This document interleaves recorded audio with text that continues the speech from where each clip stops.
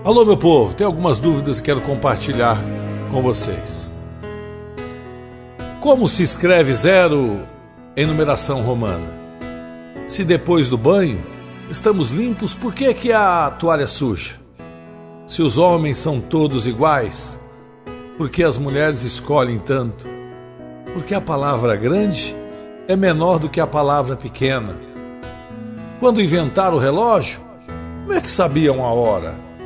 Porque todo junto se escreve separado, e separado escreve-se todo junto.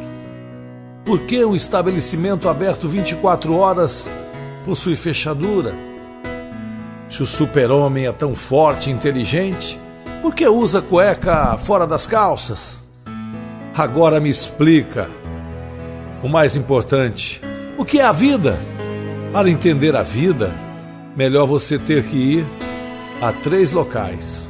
Primeiro, hospital, segundo, prisão e o terceiro, cemitério. Porque no hospital você vai entender que nada é mais bonito do que a sua saúde. Na prisão, você verá que a liberdade é a coisa mais preciosa que você tem. No cemitério, você vai perceber que a vida não vale nada. O chão que nós caminhamos hoje será nosso telhado amanhã. Triste verdade. Todos viemos com nada, iremos com nada.